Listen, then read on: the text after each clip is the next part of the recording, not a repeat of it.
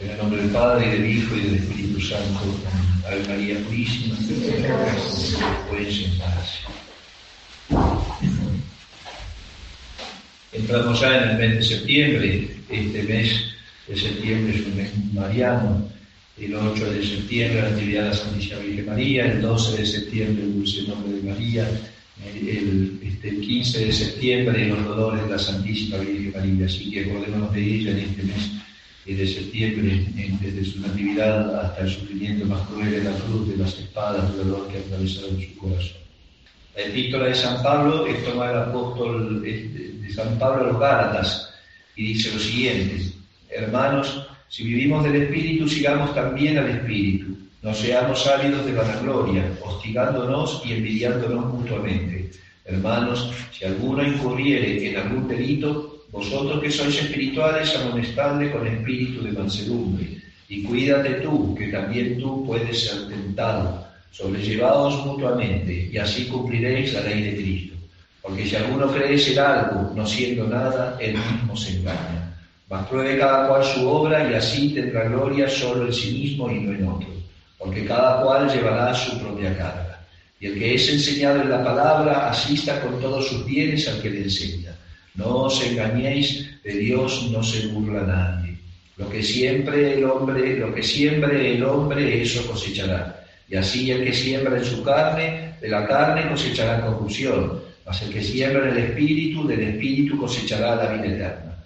No nos cansemos pues de hacer el bien, porque a su tiempo recogeremos el fruto si no desfallecemos. Y así, mientras tenemos tiempo, hagamos bien a todos y mayormente a nuestros hermanos en la fe. El Evangelio es tomado del evangelista San Lucas y dice lo siguiente: en aquel tiempo iba Jesús a una ciudad llamada Naín, y le acompañaban sus discípulos y una gran muchedumbre. Al acercarse a la puerta de la ciudad, he aquí que sacaban un difunto hijo único de su madre, la cual era viuda. E iba con ella gran acompañamiento de gente de la ciudad. Viéndola el Señor, movido de compasión por ella, le dijo: no llores. Y acercóse y tocó el féretro. Los que le llevaban se detuvieron. Dijo entonces: joven, a ti te digo, levántate. Y se sentó el muerto y comenzó a hablar, y le entregó a su madre. Sobrecogió a todos un gran temor y glorificaban a Dios diciendo: un gran profeta ha surgido entre nosotros y Dios ha visitado a su pueblo. Hoy en esta misa es una misa de mucha misericordia y de mucha confianza. Hoy nuestro Señor va a mostrar su corazón humano y su divinidad con este milagro, con ese gesto tan tierno de ver llorar a una pobre viuda, que ustedes saben, en el Antiguo Testamento, en el pueblo hebreo, la viudez muchas veces era considerada como un castigo para la viuda, es decir, Dios se llevaba a su esposo y la dejaba sola por faltas que ella podría haber cometido. Entonces le quedaba la asistencia de sus hijos, que estaban obligados a cuidar a su madre, que era viuda. Y en este caso, pobre mujer, hubiera quedado un poco ante lo propio del pueblo. ¿Por qué? Porque además de ser viuda, se le moría el único hijo que era su sostén y el que iba a tener que mantenerla hasta que ella muriera. Y sin embargo, Dios nuestro Señor se apiada de esa situación y sin que ella le pidiera nada. Fíjense entre los casos de los milagros que hace nuestro Señor, movido de su infinita compasión, sin esperar que le pida probar la fe del otro, digamos así. Entonces la ve llorar, se enternece, le duele en su corazón la situación de esta viuda, entonces resucita a su hijo. Pero además también tenemos que ver cómo Dios está en nuestras vidas. El ateo no es muchas veces el que dice no creo que Dios existe. Hay muchos ateos prácticos, digamos así, que aún creyendo que Dios existe, no creen que pueda hacer estas cosas.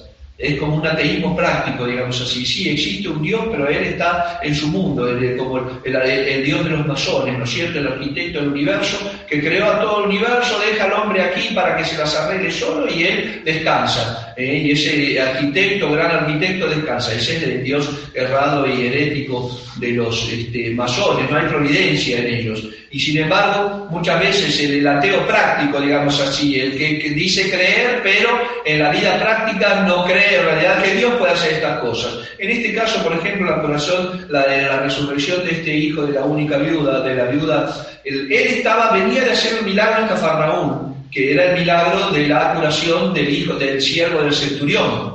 Ese centurión que después le dice: no soy digno de que entres en mi casa, pero di una palabra tuya y será sano mi criado, que nosotros decimos en el Domine non sum dignus de la comunión: Señor, no soy digno de que entres en mi casa, en mi alma, pero una palabra tuya basta para sanarme. Entonces, después de hacer ese milagro, Cafarnaúm de Naín estaba más o menos a unos 50 kilómetros de distancia.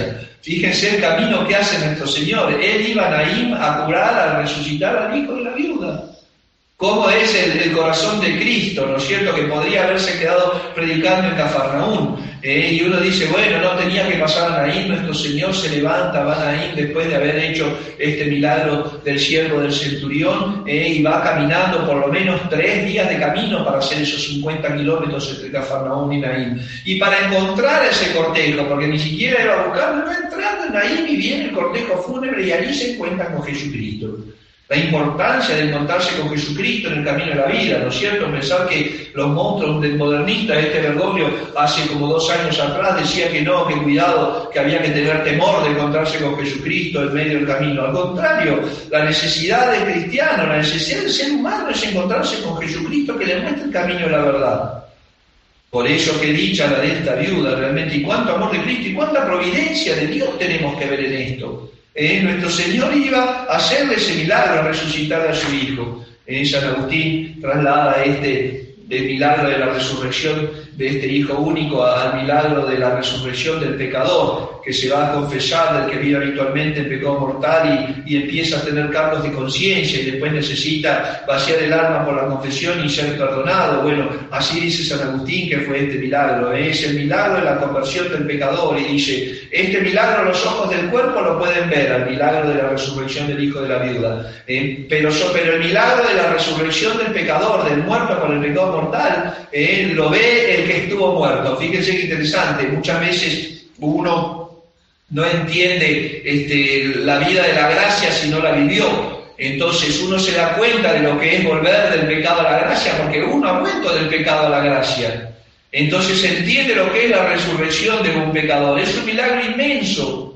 Es un milagro inmenso. El alma que va camino del infierno directamente, va como un bólido que lo único que lo separa del infierno es el hilo de la vida, porque va caminando con el infierno abierto abajo de sus pies. Cualquiera donde le cuente la muerte, si muere en estado de pecado, se va a ir al infierno. Y sin embargo Dios en su misericordia cierra esas puertas, lo perdona y lo manda camino al cielo.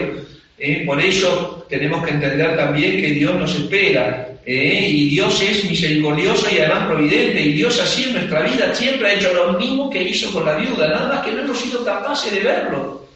Las veces que ha pasado Jesucristo y nos ha evitado males, nos ha evitado tristezas, problemas, conflictos, porque Él pasó por nuestra vida. Dejó a uno que tenía de Cafarnaúm a Naín, pues hizo el esfuerzo de atravesar el camino de nuestras vidas.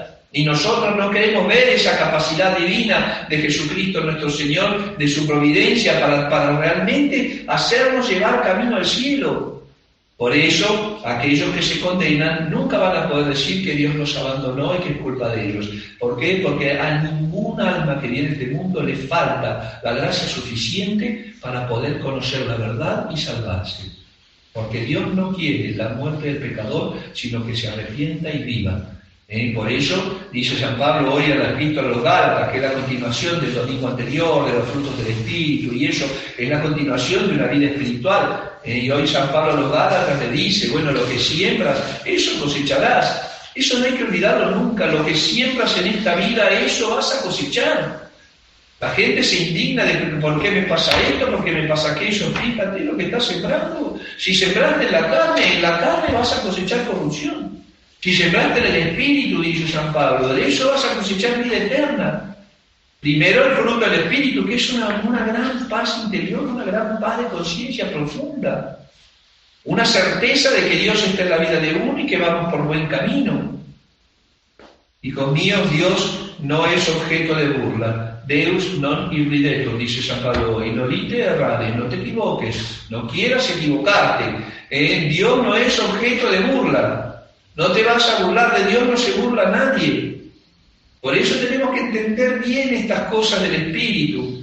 Y que si estamos en este mundo, y hoy abrimos los ojos con la gracia más grande que Dios nos dio en este día fue amanecer vivos, y ahora la gracia de la Santa Misa.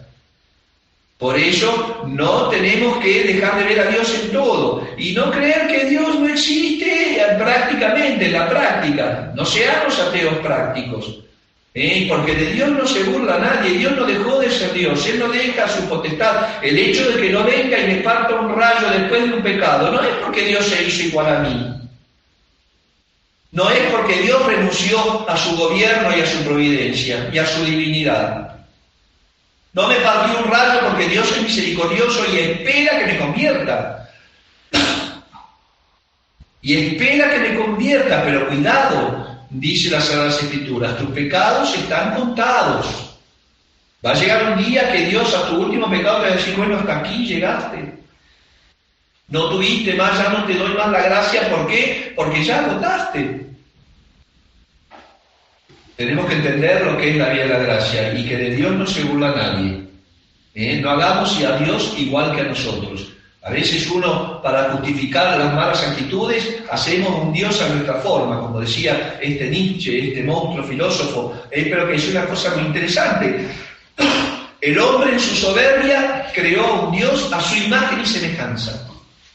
El hombre, fíjense, hasta de los malos salen cosas buenas. El hombre en su soberbia creó un Dios a su imagen y semejanza, el mismo hombre. El hombre lleno de miserias y debilidades que después inventa divinidades conforme a sus vicios, como fueron los romanos, como es el mundo moderno, para el que nada es pecado. Y porque Dios es bueno, todos se salvan. Y no existen mandamientos, existe la misericordia y la bondad de Dios, el famoso de Jesucristo, la misericordia de Faustina Kowalska, esta polaca, que mi corazón tiene. Esa misericordia que peca más que Dios es misericordioso. Ese es el principio de Lutero. La misericordia de Dios sobre el pecador está también con su justicia. Y aún así, en la misericordia de Dios, Dios no puede salvar al culpable, no puede. El culpable tiene que hacerse inocente para poder ser salvo. Entremos nosotros en ese camino también. Y cuidado con lo que sembremos en esta vida. No sembremos las cosas del mundo nada más, que la lujuria, que la ira, que la envidia, que la soberbia. No nos envidiemos unos a otros, dice San Pablo y a los Gálatas. Ayudémonos todos los unos a llevar las cargas de los otros y así cumpliremos la ley de Cristo. Porque hay del solo, porque si cae no tiene quien lo levante.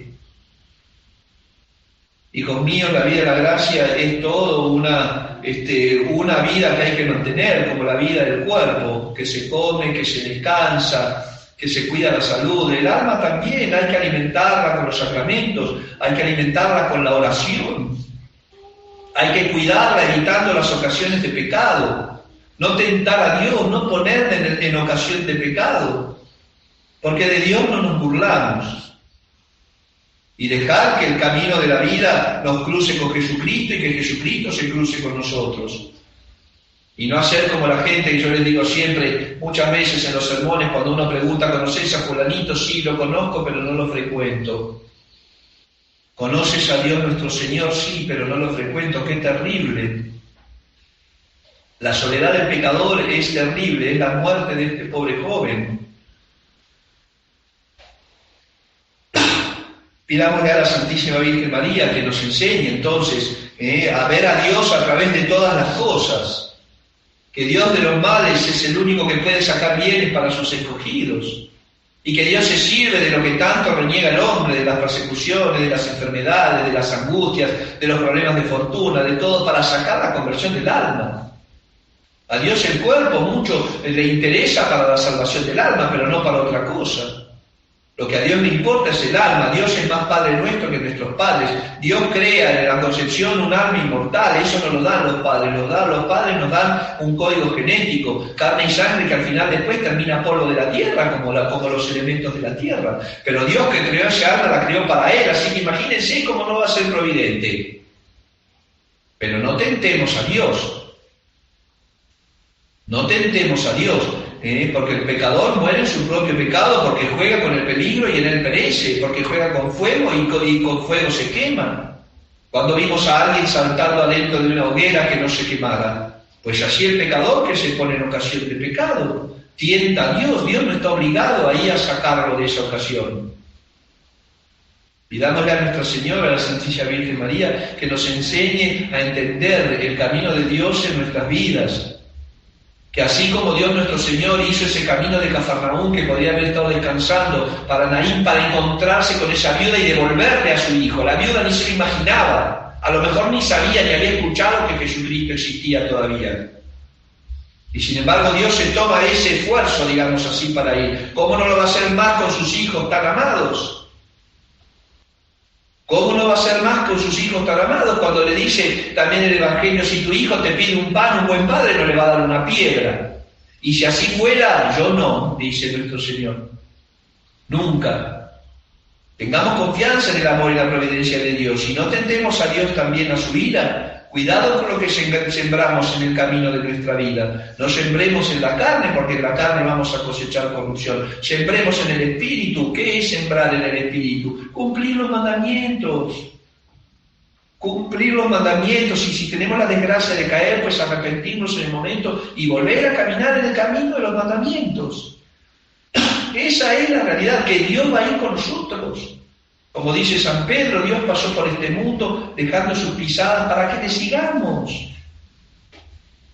Llevemos la cruz de cada día con resignación, si no podemos con alegría, para que así, con la intercesión de la Santísima Virgen María y la fortaleza de la fe, el consuelo de la caridad y el calor de la esperanza, después de haber atravesado el mar tormentoso de esta vida, podamos ser recibidos en ese banquete eterno que Jesucristo tiene preparado para aquellos que le aman. Ave María Purísima.